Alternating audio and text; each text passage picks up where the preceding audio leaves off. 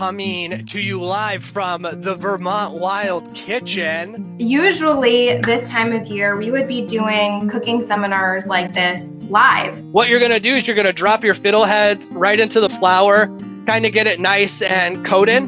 So this was in the crock pot for 8 hours. Can everybody kind of see that? I just used chicken broth, a ton of garlic because I love garlic, and I threw in 1 bay leaf. The ramps come up during the springtime, and you can find them under deciduous trees, and they really like that full sunlight in the spring when the leaves aren't out. You're actually sitting there and communicating with that animal. You are talking to that animal. It has this like tart taste to it, and it also has that sweetness of the maple syrup. This is our second attempt here. Hi Liz, I see you. My name is, hi Nancy, hi everybody. So my name's Shane Rogers, and I am the Vermont Farm to Plate Network Communications Manager, and I run a project called Rooted in Vermont. And we are working to really expand what the local food scene means by including and celebrating all ways that people eat local. So that's why we're here with Vermont Fish and Wildlife. Nicole? Yeah, hi, my name's Nicole Meier. I'm the Hunter Education Coordinator here at Vermont Fish and Wildlife, and I'm really excited to be part of this live stream with Rooted in Vermont. You know, usually, hi Aunt Patty, that's my Aunt Patty. Usually this time of year, we would be doing cooking seminars like this live for people, and you'd actually be able to get your hands on some of the wild meat and some of the wild plants that Shane's going to be cooking. But we are jumping in here and trying Facebook Live for my first time. Shane, this is your second time doing this, so you're a seasoned pro. Yeah. So, and before we begin, Nicole, I do want to take a moment just to say thank you to all of those frontline workers and essential workers for everything that they're doing. I know this is a crazy time, and we hope that this Vermont Wild Kitchen can serve as a little bit of entertainment as well as, you know, we're all hunkered down. So again, thank you for tuning in. Yeah, absolutely. So to kick it off, Nicole, we're going to talk a little bit about wild turkey hunting before we get into cooking. Yeah. So I want to give a quick overview of the 2020 turkey hunting season.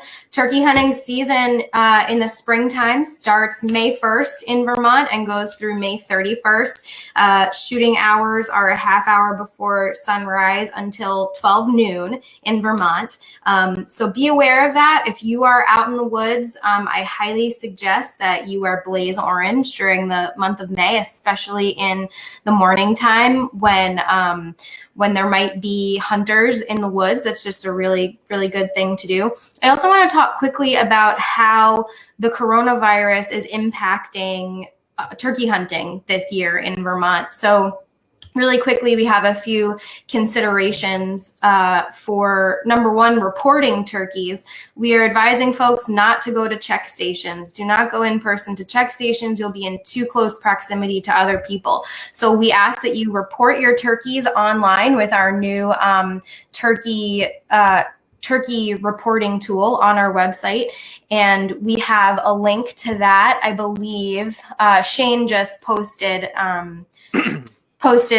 something in the chat that has all of our links. So we've got a link to our, can I post it? No, I got one going up right now. Oh, perfect. Thank you. So that's where you go to report your turkey electronically. What we're looking for is an estimated weight, your best estimation to that turkey's weight. We also really encourage you, if you can, to submit a picture of the whole turkey, including the beard and the tag that you tagged that turkey with. If you can, that's great. If you can't, that's fine too. If you can't get online to report your turkey, you can call your local state police dispatch or local game warden, and you can report your turkey to them. So even if you don't have a computer, you can still you can still report your turkey. I also just want to mention something about social distancing. If you can, please stay 6 feet apart from whoever you are hunting with if you have not been quarantining with them, okay? So if it's someone in your household, totally fine to sit in the same ground blind as them. But if it's someone that you haven't been quarantining, we highly, highly suggest that you stay 6 feet apart. Probably don't share the same blind. And that's kind of our coronavirus little changes that we want to let you know about for the 2020 season. I guess I want to talk too about why I love turkey hunting so much. First of all, I love eating wild game meat and I love eating turkey. So that's a big motivation. But I mean, my success rate isn't that great. I guess I really have no excuse to not be great at turkey hunting. We have so many turkeys in Vermont.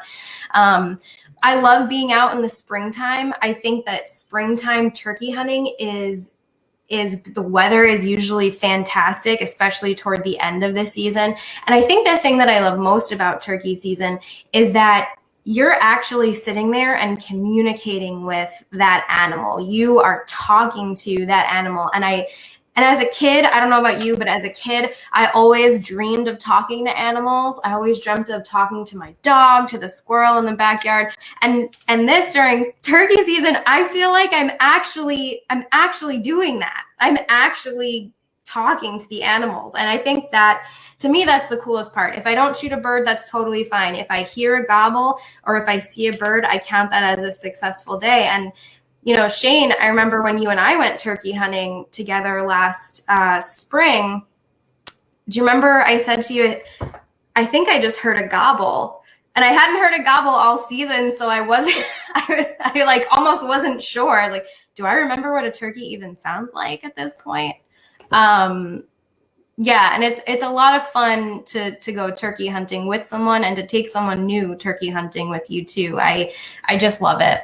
Yeah, it was awesome. That was my first time ever going out hunting, actually. And I am one of those adult onset hunters, and Nicole served as my Sherpa for it. So it was a lot of fun to wake up at the crack of dawn. I know we both fell asleep against a tree at one point, but I feel like that comes with the territory. And I get some of my best naps in the woods during hunting seasons. Maybe that's why I'm not so successful.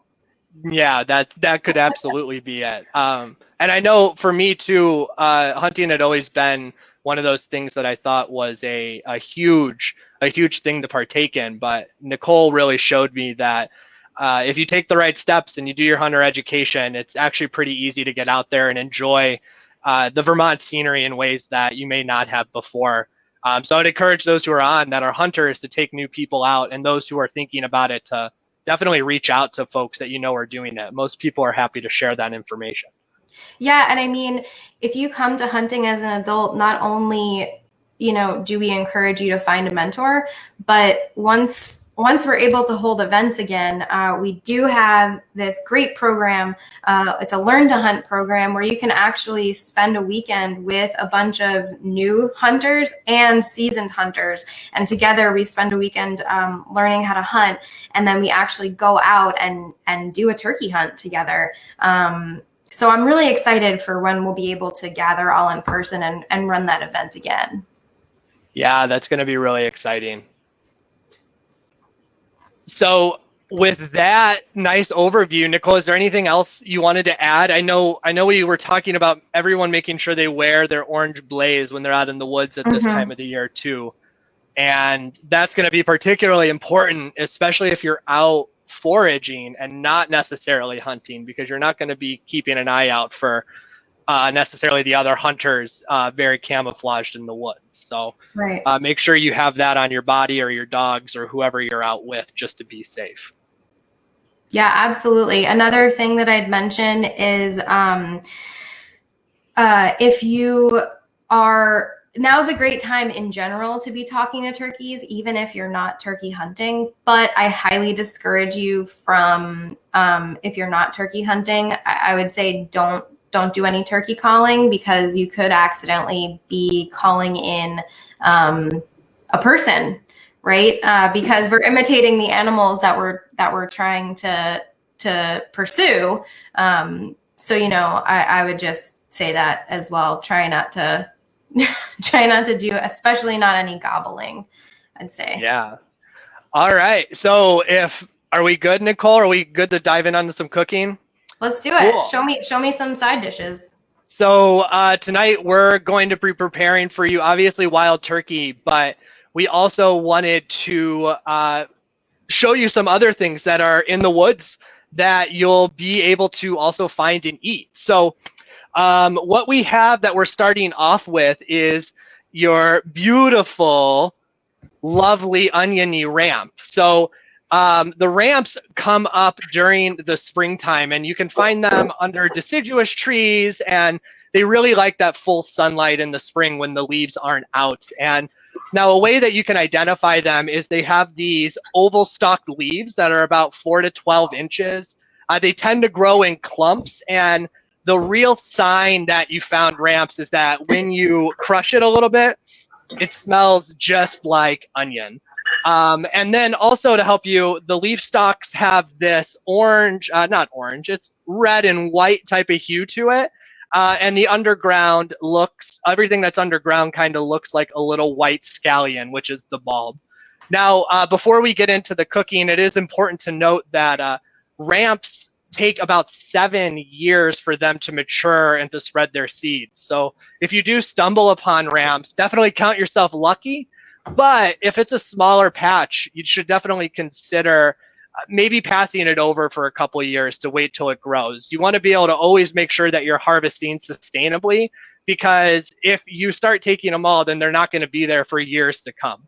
And another thing is always, always, always, when you're eating wild edibles, make sure you know 100% that you're eating what you think you're eating. If you have any sliver of doubt, just err on the side of caution and don't, spend the evening with an upset stomach or worse. So with these ramps, what we're going to do, especially to go with the turkey, is we're just going to do a quick pickle. Now, the first thing to do with the quick pickle is we're going to make our solution. And the solution is really basic, right? It's a 1 part to 1 part vinegar and water. Now, you can use just about any type of vinegar that you want. I have white vinegar, but I also encourage you all to branch out and get some of that Vermont apple cider vinegar, or really anything that you're feeling at that time. So for this one, I'm going to do about 1/2 cup of vinegar, and we are going to do about 1/2 cup of water. Oh, if I can access my water, that is. And you're going to put that into a pot that you have going on the stove.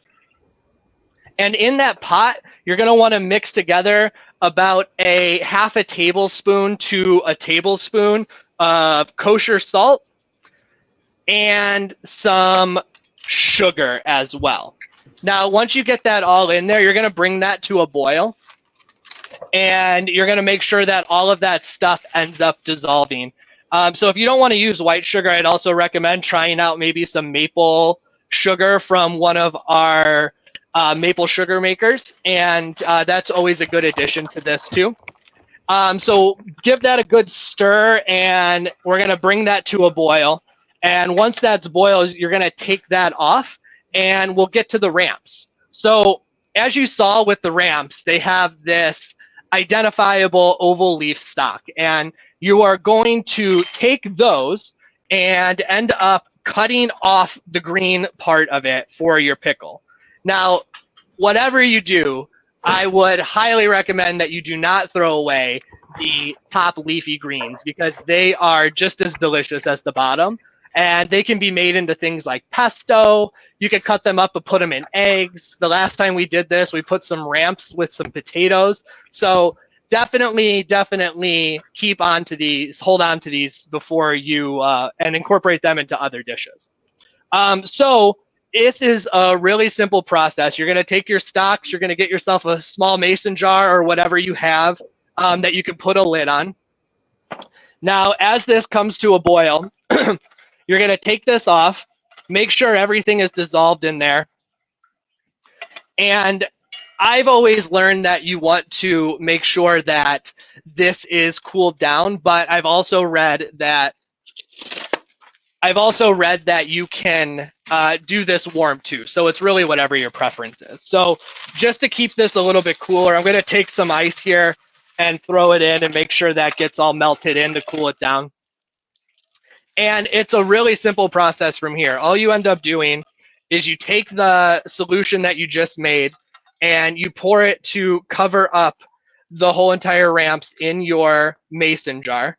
And when it comes to this point, this is the fun part because you can add things like garlic, just give it a little crush and throw it in there. Or you can add things like red pepper flakes as well, or really any type of spice or seasoning that you like. So with this, once you're done, it's basically as simple as that. Put the lid on that. I always give it a good shake. And what they say is to make sure that this sits in your fridge for up to 48 hours. But to be perfectly honest, if you put it in for an hour or less, it's still going to taste delicious. Keeping it on in the fridge for longer is just going to impart some more of that vinegar flavor into it and make it a little bit more pickled. All right, so moving on from there, the next wild food that is starting to pop up that we're going to be cooking today are fiddleheads. So I'm sure everybody has heard of fiddleheads. They are one of my absolute favorite springtime wild edibles to forage, and they're actually one of my first ones that I ever ended up foraging. So what you're specifically eating here is an ostrich fern, and it's a baby ostrich fern. And there are some key characteristics here that you want to make sure that you are looking for to be able to identify it. So first and foremost, it has this groove that runs the length of the upper side. So if you could kind of see that in there, that's a good sign. It's also going to have these generally scaly brown scales on the back of it. And that's another sign that you're looking at an ostrich fern. Now, there are some lookalikes out there, so you don't want to be picking what looks like fiddleheads that are fuzzy. Those are going to be a bad, they're not going to be a fun time if you're trying to eat those. And another important thing is when we're out foraging, obviously, always think about sustainability. So these little things, they end up coming in kind of like pods and clusters. And you never want to forage more than 50% of the little unfurled ferns that are sitting on the ground where you're finding them. And where you're going to look for these is you're going to look for these along riverbanks and really anywhere that there's running water. And a good point that you could look out for is during the summer after these end up popping up, look for big ferns. These are where I found these. I found these on the side of the Winooski when I was out fishing because I saw the big ferns out there. So I really love fiddleheads because they're just this like earthy, delicious springtime edible. And what I'm going to do with them for this evening is we are going to pan fry them. So I got my cast iron up and running. Got it nice and hot and drop like just a big chunk of butter in there or whatever oil that you prefer or different type of lard or animal fat. And then you're going to get yourself 2 to 3 bowls. And what these bowls are going to contain, you're going to have one bowl with an egg in there all mixed up. And that's going to be part of your dredge. You're going to have another bowl filled with flour. And in that flour, you can throw your favorite seasonings in there. I put garlic, salt, pepper, garlic, salt, and pepper, and some cayenne pepper. And you're then also, you could have a third bowl either with breadcrumbs or with more flour if you want. So it's pretty straightforward from here. What you're going to do is you're going to drop your fiddleheads right into the flour, kind of get it nice and coated, and then take those floured fiddleheads and plop them right into the egg wash. Cover that in egg wash. And now this is one of the fun parts, especially if you have kids or you're teaching people to cook. They kind of get to get their hands dirty and get it all in there. So take that, and then you're going to throw that back into the flour or your breadcrumbs, and you're going to coat the now eggy fiddleheads back in the breadcrumbs that you are using in season. So it's fairly simple, and it looks like this, and they are absolutely delicious. So after you do that, you're going to come and just drop them right into that pan with all that nice, hot, molten butter. And these things are going to cook for about 6 minutes or so. And you just really want to like eye them up and make sure that they are looking nice and golden brown and crispy. And they'll stay nice and soft in the center as well. So after that, for our last side, as I get these in here and get them all popped up, is I always like to finish off my spring wild game with some farm fresh greens on the side. And just like how all the spring edibles are popping out, you know, all our farmers are working really, really hard right now to make sure that they're feeding their communities, and there is spring greens popping up everywhere. So whether that's a farm stand or whether that's the farmers markets that are going to be opening very soon, and you could definitely stop by there. And while you're at it, if you run into one of your farmers, definitely give them a big thank you. If you're not sure where to find some of these fresh greens, I would definitely suggest checking out NOFA Vermont's website. And I will, after I am done here, I'll put those links for IDing the wild edibles and also the NOFA Vermont database where you can find farm stands, CSAs, any way to buy direct from your farmers right there. Now, finally, like I said, a big thing about foraging for wild edibles, and I really just started this last year in earnest, is again making sure that you're IDing everything in a way that you're 100% confident. So when it comes to the fiddleheads and the ramps, I really, really like this book called Northeast Foraging by Leda Meredith. And when it comes to mushrooms, I've been really relying on the Mushrooms of Northeast North America by George Barron.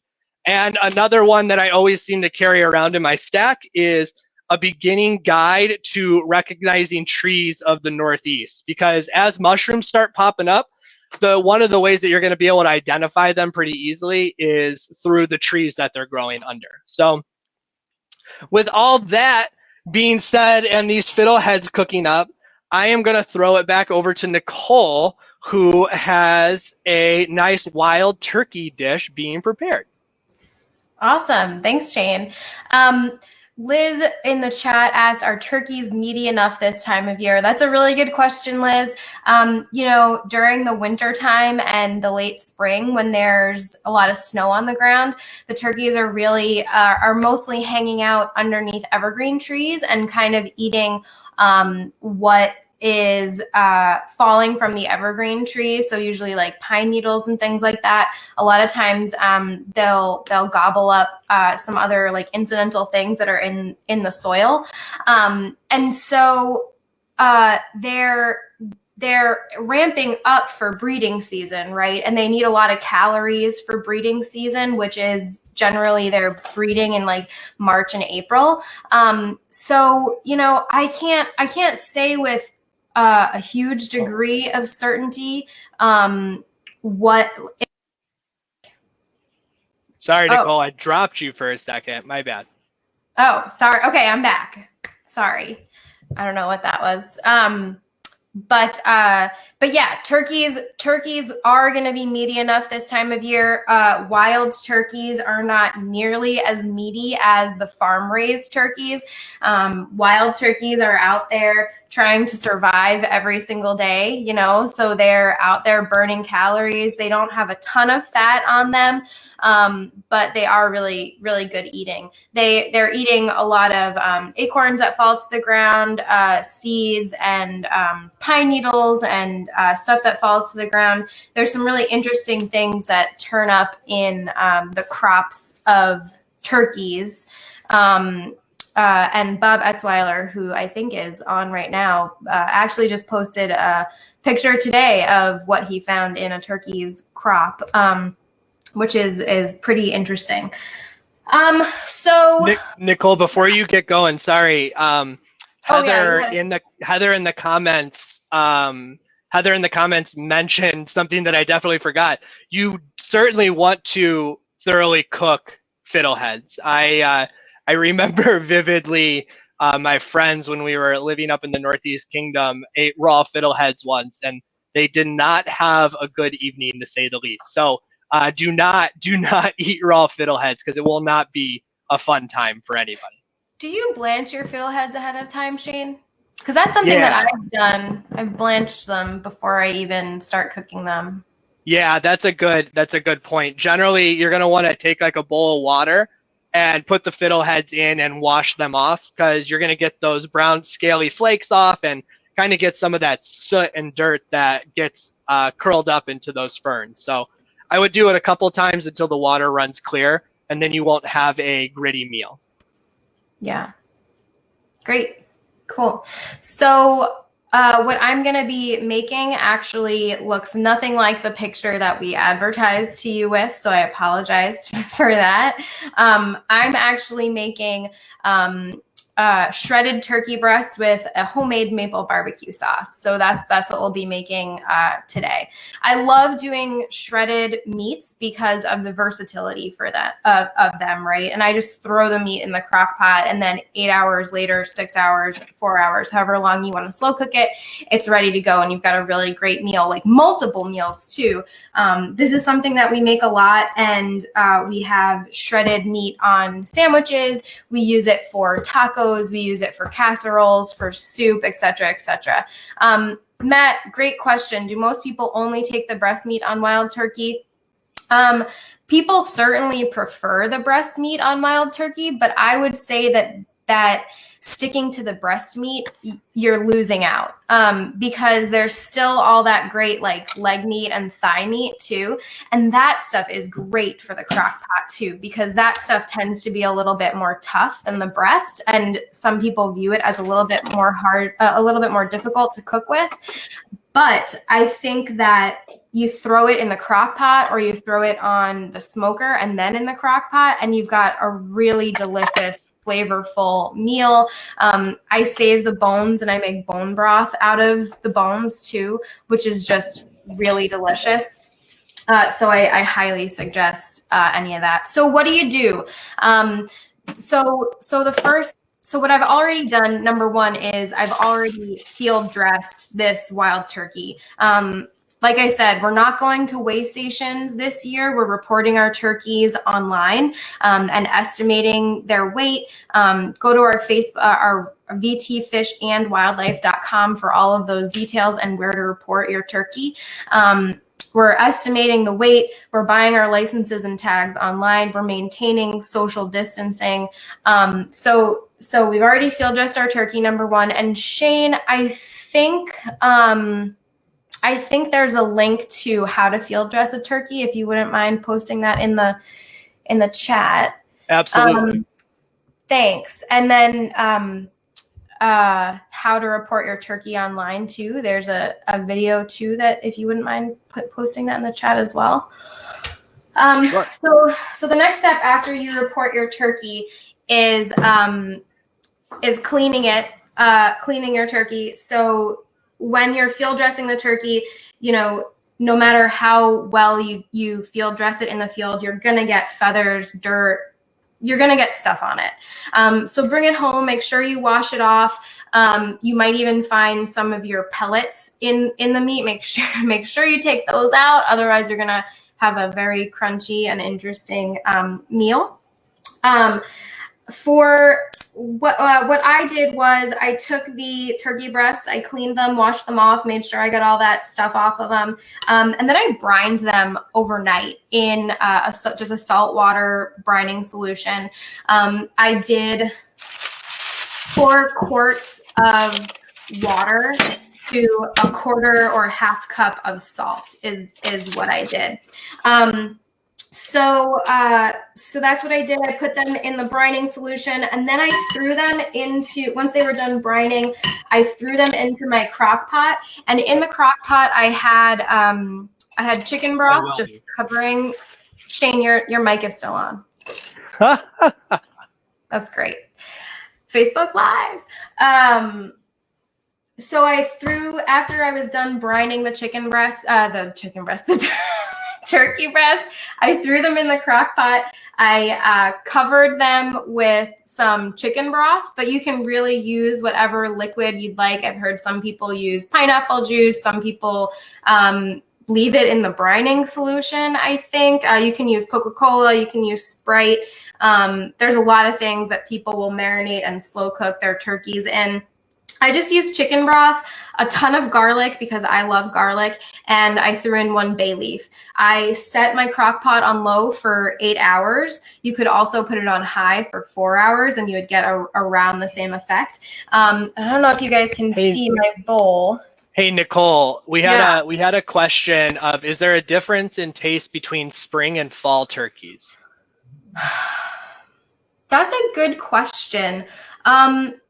I don't know. Does anyone in the chat know? I don't know that I've eaten a fall turkey to be able to tell the difference. If someone in the chat knows, I would assume that maybe there would be some subtle changes because of the changes in hormones, number 1, in the turkeys from season to season. Number 2, the changes in their diet from season to season. I would assume that would make some negligible difference. Bob says he's never noticed a difference in the taste. You know, I don't know. It's like some people say that you can taste the difference between different deer. I mean, I think some people absolutely can. But I don't know. I'm not 100% sure. I'll take Bob's word on it that he's never noticed a difference. He's the best turkey, one of the best turkey hunters I know. So anyway, so this was in the crock pot for 8 hours. Can everybody kind of see that? I shredded most of the turkey breasts. This is 1 whole breast right here, though. I wanted to show you guys what 1 whole turkey breast looks like. It's a pretty good size. And I'm just going to show you how easy it is to shred. Look at that. That is good stuff right there. You can see there's a little clot there. Check that out. That's probably actually a hole from one of the BBs. Can you guys see that? Maybe not. Bueller. So I just shred up this turkey. It made my house smell really, really good all day today. My mouth was just watering, waiting for this turkey to be ready to go. I just used 2 forks to shred, and it's super tender. Look at that, just like falling apart there. Awesome. Great. So after that's all shredded, I make my I'll make my maple barbecue sauce. Great. So in my maple barbecue sauce, I have a link to it. Shane linked, I believe Shane linked that already, the recipe that I'm loosely working off of, because we're in quarantine. So I don't have everything that the recipe calls for. I have what I shopped for over the past 2 weeks, and I just, forgot to buy some of that stuff. But I think that's the fun part about making your own homemade sauces and all of these really great meals, right? Is that it's like experimenting. You get to use what you've got, right? So in my maple barbecue sauce, basically the components of any barbecue sauce are tomatoes, vinegar, and something sweet. Okay, so it's like an acid, a sweet, and tomato. So what the recipe called for was 1 can of tomato sauce. I didn't have tomato sauce, so I have diced tomatoes, which I'm just putting into my pan here, my pot here. 6 ounces of tomato paste it also called for. I didn't have that, so I'm using ketchup. And it also called for a teaspoon of Dijon mustard, which I didn't have. I just had like regular yellow mustard. So I'm throwing that in here, the mustard and the ketchup. Great. Tomato paste. The difference between tomato paste and tomato sauce is basically that tomato paste is just super concentrated tomato sauce, which I just learned recently. So I thought that was kind of cool. And then I'm going to add 1/3 of a cup of apple cider vinegar, which is right here. The recipe called for 1/4 of a cup of maple syrup. This is, yes, tomatoes are an acid too, Rachel, but we are adding some vinegar to give it a little bit more of a bite, I guess you would say. This is maple syrup from my friends in Waterbury, Nate and Hannah. So I thank them for that beautiful maple syrup. The recipe called for only 1/4 of a cup, but I'm adding 1/2 of a cup because I feel like 1/4 of a cup is nothing. And I might even add more as I'm cooking it and tasting it and deciding how sweet and mapley I want my barbecue sauce to be. So then I'm going to add in all of the seasonings. These are my little seasonings here. What I have in here is 1 teaspoon of garlic powder, 1 teaspoon of paprika. I highly recommend using smoked paprika if you possibly can. Smoked paprika will change your life. Change your life. 1/2 of a teaspoon of onion powder, 1/2 a teaspoon of salt. I'm using a smoked salt blend from a local bakery called Butterfly Bakery. They make fantastic hot sauces and granolas, but I really loved what I'm using is a smoked onion and garlic salt to give it a little bit of that smokiness too. And then 1/2 a teaspoon of black pepper, and I like spicy, so I've also got some cayenne pepper in here too. So I pour all of my seasonings in there.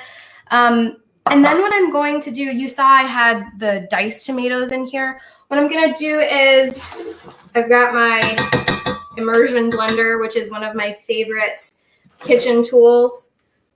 I'm going to just use the immersion blender to make that sauce nice and smooth. You guys hear it? Of course, I'm wearing an apron, but I don't have it over my shirt, which I probably am getting tomato juice all over me. It sounds delicious, Nicole. And then what I'm going to do is I'm going to boil this. I'm going to bring it up to a boil on medium-high heat, and then I'm going to continue to stir it until it becomes barbecue sauce consistency. And it should cook down. And like I said, I like to taste and season as I go. So I highly suggest that you guys do that. I'm gonna put it on the stove right now.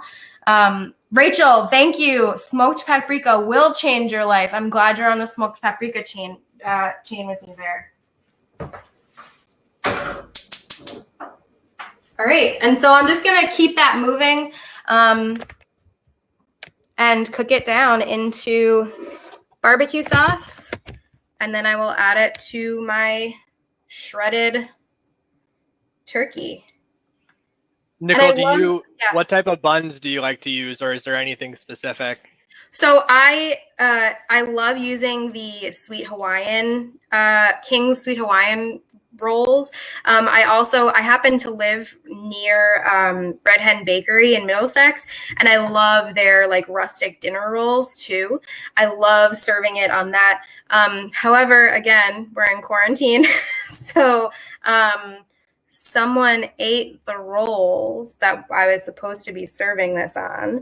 So we have Ritz crackers that I'm gonna serve it on probably.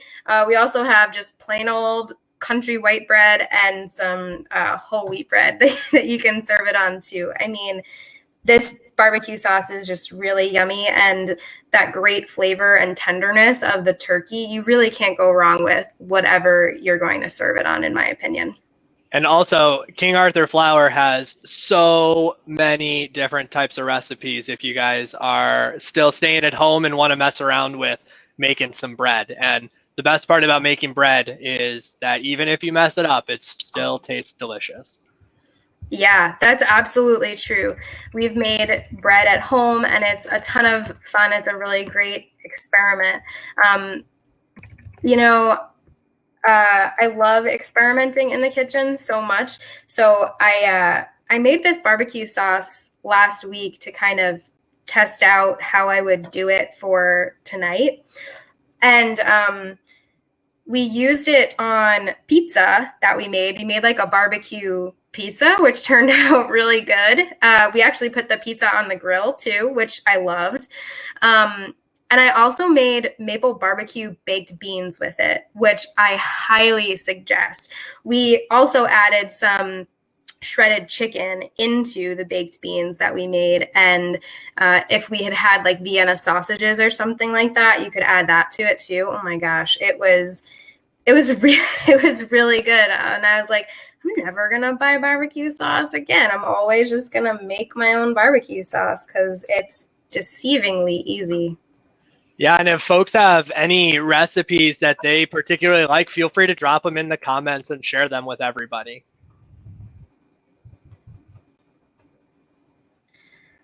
So Shane, do you remember when we went out turkey hunting that first time?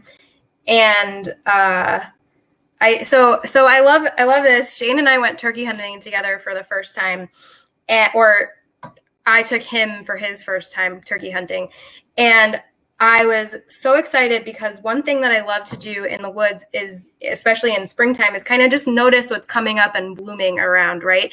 And turkey season is around the time that fiddleheads are starting to come up, and I was starting to become more interested in foraging, and I thought, there's a great spot for ramps right near where we're going to come out from turkey hunting. And I told Shane, all proud of myself, oh, hey, we're going to come to a ramp patch. Let's go. Even though we didn't shoot a turkey, we found some mushrooms, which is really cool. And what kind of mushrooms did you find, Shane? We found oyster mushrooms pheasant backs. Yep.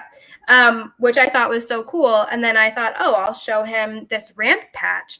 And then we got there and Shane goes to me, those aren't ramps.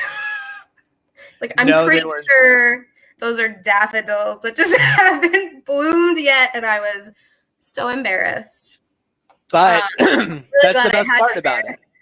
Yeah, we all live and we learn. I mean, this is really my second year foraging a lot, and there's so much knowledge out there. And I got to give another shout out to all the online communities. Like Vermont Foragers on Facebook is a online group that has just been awesome. And there's so much information being passed around. You can learn so much from folks all throughout Vermont that are out there looking for food on the ground, which is pretty cool.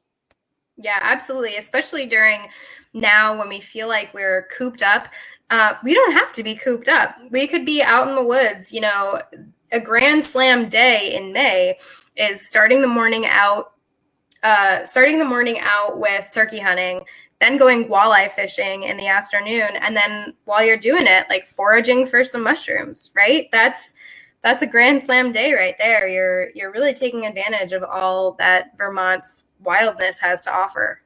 Yeah. Right?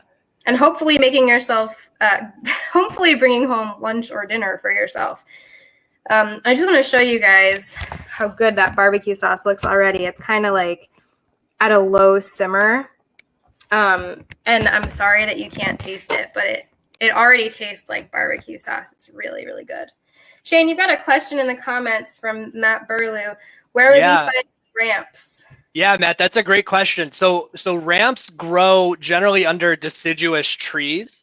And I have always found patches just going on a hike and you look, and the cool thing about it is they grow in clumps. So when you see like a really flush ramp spot, they are absolutely everywhere. And it kind of smells like onion. And once you like kind of dig down a little bit in there, you realize that you hit the mother lode, and it's a really fun adventure to be on. So That's a great question. Thank you so much.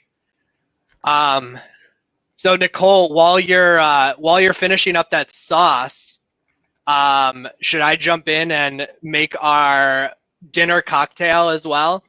Yes. Are you making one for me too? Can you pass it through the screen here? This little Yeah, black bar. yeah, absolutely.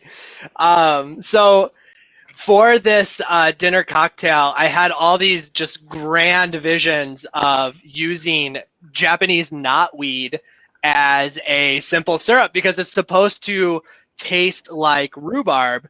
And if you all know Japanese knotweed, it is incredibly invasive and it's nearly impossible, it seems, to get rid of it. So I had like foraged all these little shoots and I tried to make some simple syrup. And to be honest, it did not taste very good. So I'm glad I gave a little tester. So instead, what we're going to do is make a cocktail featuring one of the great foraged products that Vermont is known for with Vermont maple syrup. So we are going to make a maple vodka sour, right? And so the first thing you want to do is you want to get yourself a shaker or a big plastic glass like this and fill it up with ice to make it nice and cold. And if you have a thing called a jig, it's just a little measuring device that you'll see behind bars. I would definitely recommend using that. Or you can use a shot glass as well. And this is actually a beer tasting glass from the Southern Vermont Summer Homebrew Festival. So this is about 4 ounces. And for this cocktail, what you're going to do is you're going to take some vodka, and I have Absolute here, but there's also a lot of great Vermont distilleries out there that are making wicked awesome spirits that are available just about anywhere in the state. So this cocktail has about 3 ounces or so of vodka. That's a little bit more. And about a half an ounce to an ounce of fresh squeezed lemon juice. So I just generally try to strain it so you don't get the seeds in there. And really, you can make this as sour as you want it, or skimp back on the lemon juice, just depending on what your preference is. But you'll basically get about a half ounce to an ounce out of 1 lemon if you don't squeeze it all over yourself and around your kitchen. So you get that lemon juice in there, get those seeds out, take some bitters, and you're going to give it about 3 dashes. If you don't have bitters, it's not the end of the world. It just gives it a little extra taste to it. And for the maple syrup, you're going to use about an ounce of maple syrup in here. I got this from Shelburne Farms maple syrup, but I know almost everybody and their mother and father know someone who is making maple syrup. So definitely encourage you all to go out and support those sugar makers that are really helping to put Vermont on the map. So about an ounce of maple syrup. So we have the lemon juice, the vodka, the maple syrup, the bitters, and then finally the recipe calls for adding an egg white. Now, the egg white in and of itself doesn't necessarily impart a lot of flavor, but it does give this cocktail a nice kind of creamy texture, and plus makes a beautiful foamy top, right? So get the egg white in there. You're going to have about an ounce of an egg white per egg, depending on how big it is. And then when you're done with that, you're going to cap off and just shake the living heck out of it until it starts to get super foamy. So, you know what Bob Ross would say to beat the devil out of it.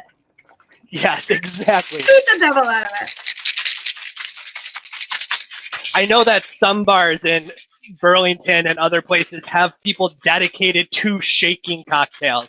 So if anybody is looking for that career path once things open up and you have some strong forearms, that might be a nice gig to go on as well. So we got our cocktail nice and shaken up, and I have a glass of ice here. And what you're going to do is you're going to end up straining the cocktail. Now, as you can see, it's this nice, frothy, creamy looking, delicious cocktail. And with the sour in and of itself, it has this like tart taste to it, and it also has that sweetness of the maple syrup that's sweetness of the maple syrup that's imparted in it. I guess it sounds like a yummy drink for mother-in-laws as well. So Nicole, you might be being solicited to be making this cocktail. Sounds like, Shane, you have to come over and make my mother-in-law this cocktail when the quarantine is done. And yeah. I mean, I'll have one too, right? Once social distancing is done, we will absolutely do that. So as always, when I make a cocktail, it generally goes to my partner first, who is off the screen. So she gets to enjoy that delicious cocktail. Now, while that was happening, we also had the Fiddleheads come up. So as I said, you just want to make them look like they're nice and golden brown like that. And they end up being nice and soft in the middle with a nice crunchy texture. Tart and sweet, just like me. Thank you, Tim.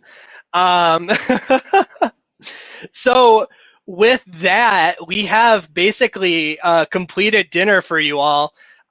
We have, the foraged fiddleheads and ramps, and those pickled ramps are going to be really delicious. I would recommend putting them like right on top of your barbecue sandwich.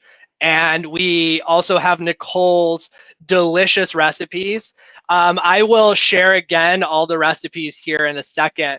And we have the ramps that are pickled. We have Nicole's crock pot turkey, wild turkey with her homemade barbecue sauce. Do you want to give us a look at what that's looking like, Nicole? Yeah, the barbecue sauce is looking pretty good. I'm still gonna give it some more time to cook down, but once it's cooked down, I'm just going to combine it with the shredded turkey, and then we'll have some yummy barbecue turkey for dinner.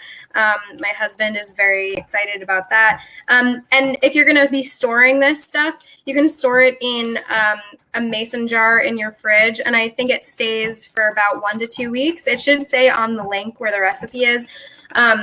If it lasts that long, if you don't devour it before that, yeah. So I think that's just about it, right, Nicole? Yeah.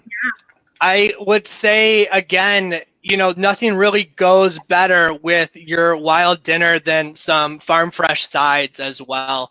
So definitely go out and pick up some of that delicious food that our farmers are working really hard to grow. And, everything here is certainly, if I may say, rooted in Vermont, because we can all do local food in so many different ways. So it's fun to celebrate. It arguably tastes a lot better, but I'm definitely biased. And again, I do want to say from us, thank you to everybody who's working hard to keep us safe and healthy. Nicole, did you want to add anything? If you're looking for something to do or a podcast to listen to, Vermont Fish and Wildlife has a brand new podcast. It's up on our website, vtfishandwildlife.com. And if you think that you're interested in turkey hunting, I believe it's the second or it's the third episode, is a fantastic episode from our storytelling event that we did at Zero Gravity in Burlington.